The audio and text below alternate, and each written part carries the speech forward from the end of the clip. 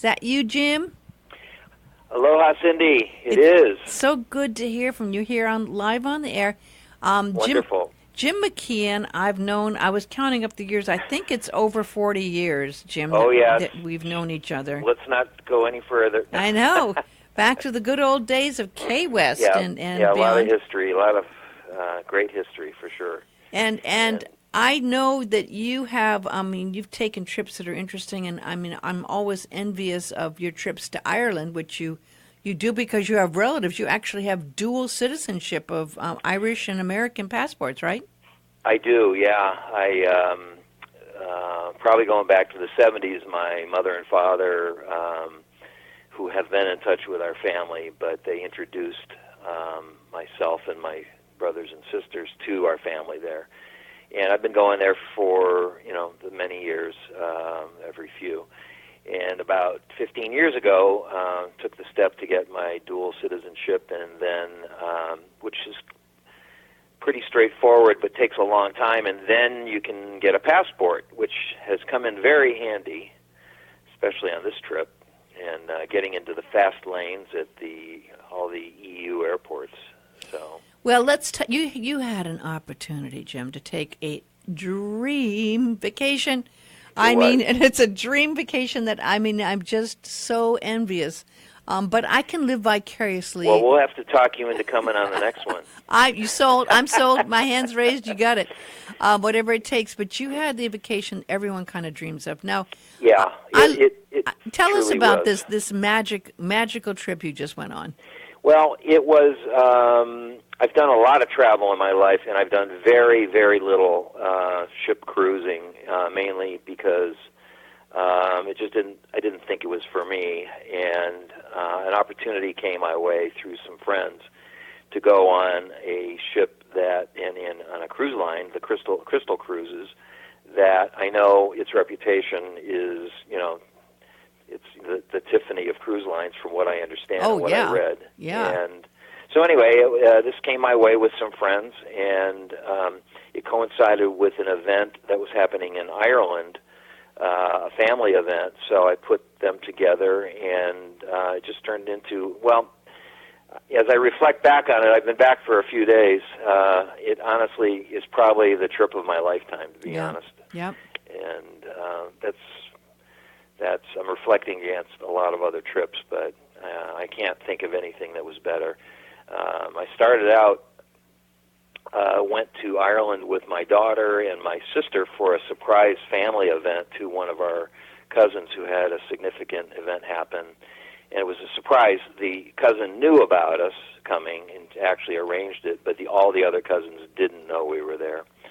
So it was a very wonderful 4 days in Dublin, which is truly one of the great cities of the world, I think, now. Mm-hmm. And where did you? So you stayed with friends, or did you stay in a hotel? Stayed in a hotel. There's a very lovely town on the coast, about a half hour south. It's a suburb of Dublin called Dunleary, which, if you were to pronounce it by the way it is written, it looks like Dun log hair, but it's Dunleary, and it's a pretty legendary coastal town. But again, it's now a suburb, and stayed in a lovely little place that was a few blocks from my cousins. It's only probably 2 miles from where Bono lives and Enya. They live in the next town over called Dalkey, and it was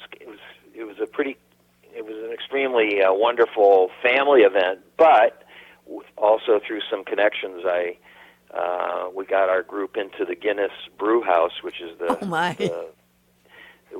we spent probably 6 hours. We had a private tour for 6 hours. That was just an incredible experience. Wow.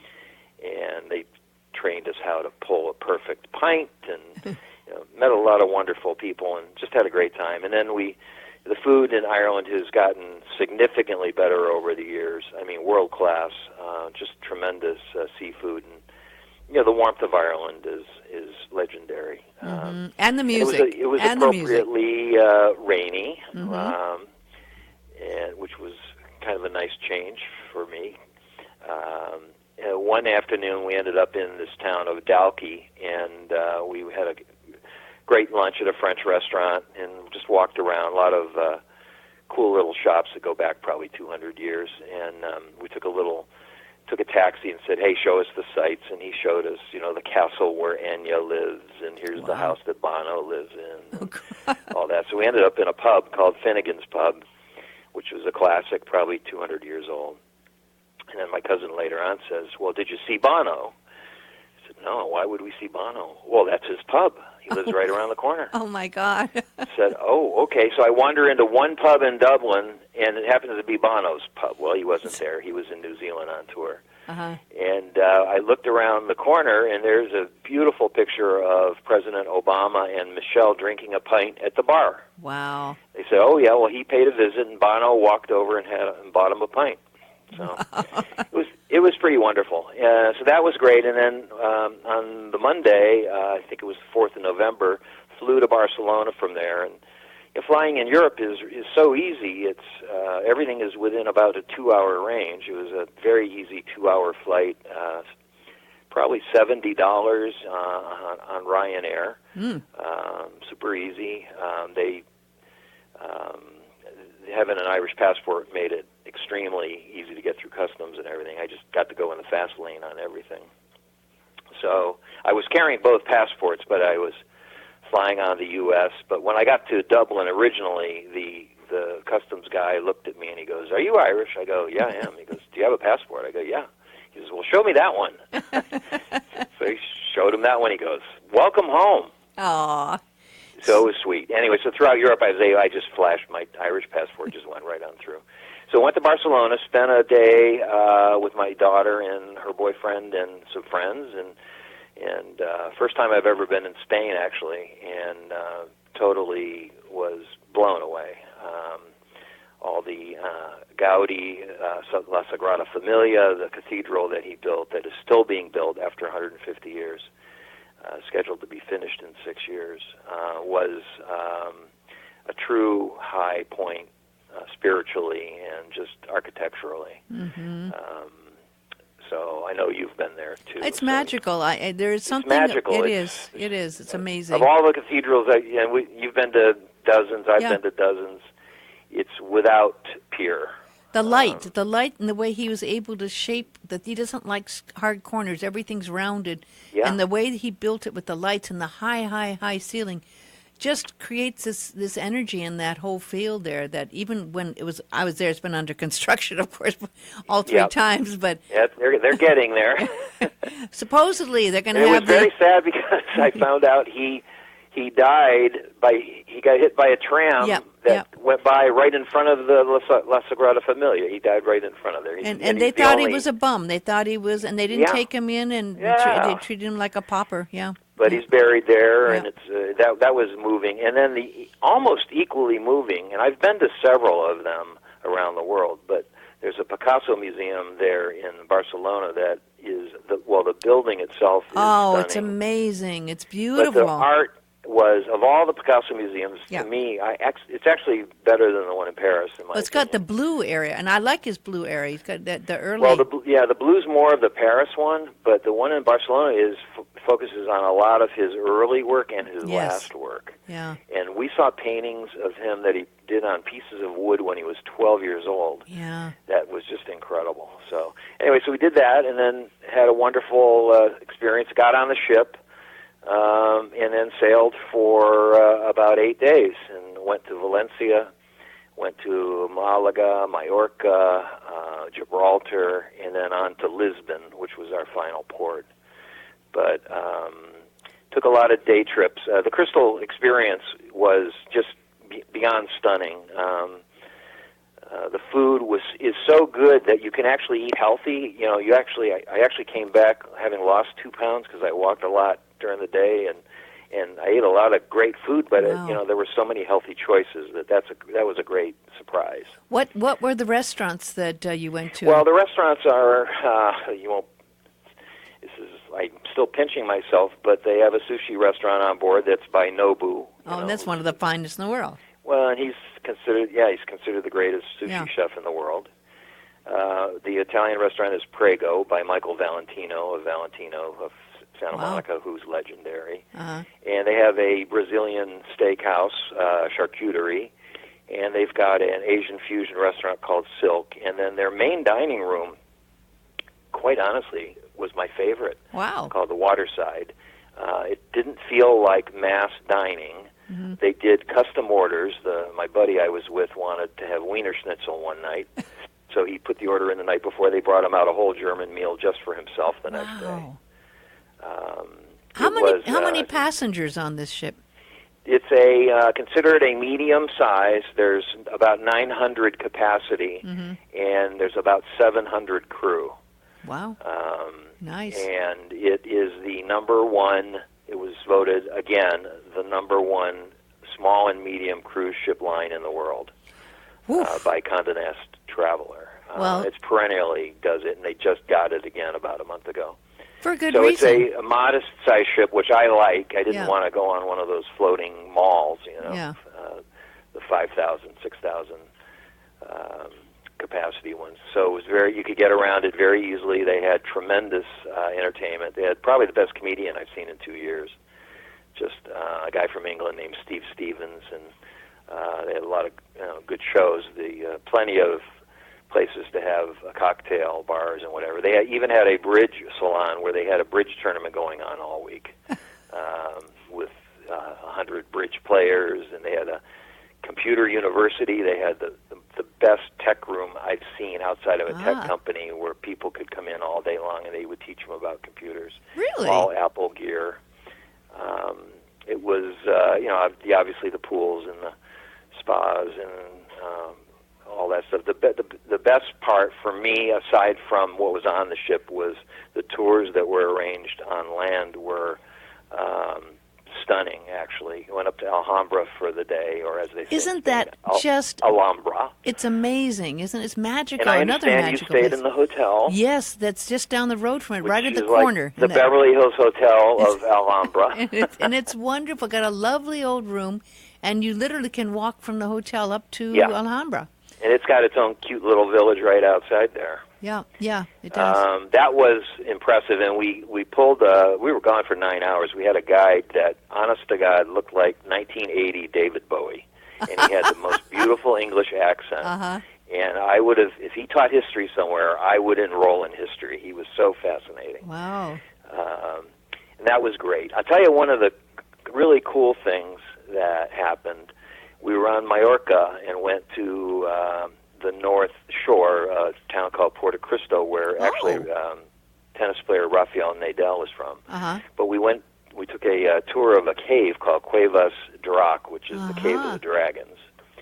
And it was kind of looked like the Pirates of the Caribbean from Disneyland. And except much bigger, much better, and a lot of pools. Well, right in the middle, as we got to the middle of it, it's very dark. They've got it lit safely. They had us sit down, and there was a series of pools, and then 3 rowboats came out that were lit. You could only see the silhouettes, and all of a sudden, a string quartet started playing Mozart. No. Oh, my God. For 25 minutes, they serenaded us with Mozart and Beethoven. In the cave in the most in Mallorca. Incredible acoustics. Now, that's memorable. That was terrific. Well, I've been to Mallorca, and I love it, but I went to Palma de Mallorca and flew in. Palma's, wonderful. On the other side. That's jet set time. But it truly is. The other side is very, very wonderful, and I didn't make it there, and I heard about that side. Yeah, it's definitely a must-see the next time you go. And I just sat there listening to Mozart in a cave going, I must be in Europe. How amazing is that? Wow. So that was great. And then Malaga reminded me of like Laguna Beach, actually, a really beautiful beach town. Gibraltar we hit for just a half day. There's not much to see in Gibraltar. Oh, there's the baboons. That's the main thing. Yeah, right? the baboons and then the rock, and then which is great and well worth it. Yeah. And then by 1 o'clock they sailed for Lisbon. So yeah, but they also have that. I know you've been there. They have a road. Their main road goes right through the runway. Their only runway. Yep.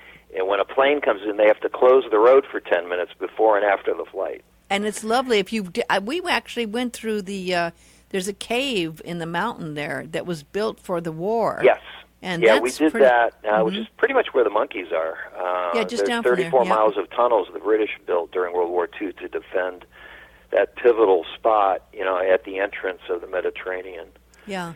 And you look out, and 12 miles across the water, you can see Morocco. It's and amazing, Africa. amazing how close it is. And it actually. was an amazing time. The Crystal, we were fortunately upgraded to a penthouse suite. We had our own butler. Oh my gosh! Who brought us appetizers and champagne every night. And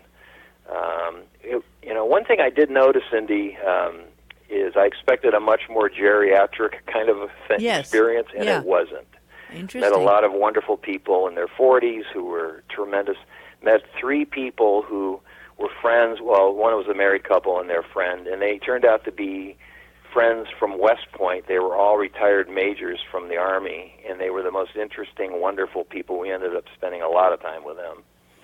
And I've since heard from them afterwards. We've maintained a friendship after. So did you get the sense? You do make some friendships that stay with you. Did you sense that there was a mix then of retirees and also people just taking vacations? Was there working people? Yeah. Yeah, there were even a few little kids. The spa was world class, just incredible. But I'm saving the best for last. Okay. My favorite experience was Lisbon. Yeah. Lisbon was so fantastic, very similar to San Francisco with the terrain. Well, the steep hills for sure, yeah. And the turn of the century trolleys, and very fashionable. People looked fantastic, very inexpensive, very good value. The metros are all easy to get around in all the cities, but that was a good one. Food was, you could have a bistro lunch for 2 with, a couple of rounds of beers and a couple of baguette sandwiches for $12. Did you stay overnight in Lisbon? Yes, stayed a couple of nights. Yep, at a Eurostars hotel, which was really terrific. Was that up on the top or down below in the old city? It's a bit, just somewhat out off the avenue there, that main avenue. The main avenue in Lisbon, I found to be much more interesting than the one in Barcelona. Which was La Rambla or something. Las Ramblas, yeah. But there's all those little shops, and what's that famous pastry? I was so crowded I couldn't get into that pastel, place. Yes. Blah blah blah. Yeah, It's basically a custard. Yeah. And then there's the beautiful old churches, of course, the cathedrals. Incredible. That have quite a history as well. I didn't Incredible. And the neighborhoods, they're just beautiful. Yeah, and you see all those lovely wrought iron balconies. Yeah. I guess they had that terrible tsunami that came in and wiped out a lot of the older buildings. So a lot of it was built over. Wasn't it the late 18? It was. That flat area down by the port is relatively new. It might even be 100 years old. I don't know. Yeah. It's much flatter. But that was I would go back there easily. I loved all of it. Lisbon was probably my all-time favorite. Well, they've done that area by the port all over because, they've just been booming with tourism, and they realized a lot of it was coming from the cruise ships coming in. And I'm told there's a lot of expats that are now living in Portugal as well. Well, I can kind of see why, and there's a lot of people that also, of course, here from Maui that have roots outside of Portugal. That's right. I thought from my many years on Maui, I thought of my Portuguese friends or my Portuguese friends. Yeah. And I thought about it, and I felt a kinship with them as well. The language barrier is a little bit more there, but everybody, everybody gets along. But there's less English spoken there than there is in Spain. But it was. I did more walking in a week than I've done in the last. And that's the best thing for you. So, how many pictures did you take, Jim? Took quite a few, probably a couple of hundred, something like that. That's I got some great ones of me and the monkey. I would have thought you'd been in the thousands. That's no. I try to balance between being present and experiencing it, and taking the picture in my brain as well as having a few pictures. Well, that's a good idea because I usually take about 3,000. It's usually too much anyway, and I never sort them all out. You can't. Yeah, there's plenty, and I was with several people, so we shared pictures. Yeah. So we set up a shared picture drive on our that's iPhones smart. and stuff. So the phones work fine now for $10 a day. Verizon and AT&T, you just use your phone over there. And is it the international package you bought? It is the international plan, $10 a day. Your phone. I mean, I received calls from Maui and Boston and wow, and Europe, and you could get texts and just everything, So well, I think that's fabulous. Very seamless the communication now. Well, I have to say, say, I can't Jim, rave about Crystal enough. It was a stunning experience. It was very real. Every time you came back on the ship, they looked at you and they knew you, and they just said, "Welcome, welcome home." And, it's a dream, a dream vacation. But Jim, you'll never ever be able to top that unless you go back on another Sweet on Crystal. I mean, it's like when you do a trip like that, which I intend to do. It's hard to go back to anything less after Sometime, this. It's but really yes, tough. No, and I think it's kind of like many things. You never forget your first time. Yeah. But no, it's truly, as I went on, I did get upgraded once to Suite, and it's like after that, all the other rooms seem so small, and it's like, oh my gosh. Well, and then I went into the restroom, and there's a full-size jacuzzi jet tub, as well as a shower that's bigger than mine at home. And a walk-in closet. And a walk-in closet. Yeah. And, it was, 65-inch LG OLED TV on the wall. Ah, my gosh. You know what? Didn't turn it on once. You deserved it. And you know what? I'm so glad you had that opportunity to have the trip of a Well, lifetime. I've been encouraged to find the right cruise by you, because I know you've done it a lot. Well, you and did. I knew I had to select one that was quality, but I have to say your experiences have been inspiring to me as well. So. Well, I'm now inspired. I've never done Crystal, and now it's on my new bucket list that I have to do because we'll see what we can put together in the I'd future. love it, and another trip to Ireland because that's one of my favorite places as well. Well, that was when I flew. I'll leave you with this because I know it's just about time. Just about. We got 10 seconds. I flew back and connected through Ireland, and when we flew out over the west, it was dusk. It was so beautiful, and my family is there. And it really did feel like home to me, and it was very sentimental, and it warmed me. It warmed my heart. Well, it's wonderful talking to you, Jim, and thank you for sharing your wonderful story. It just is inspiring and makes me feel like I was almost a voyeur taking part in it. So wonderful. Thank you. Thank you so much, Jim. Thanks for having me, and let's find a good reason to do it again. Absolutely, like the next trip on Crystal or Ireland. Okay. Wonderful. Take care. Aloha. Cindy. Aloha.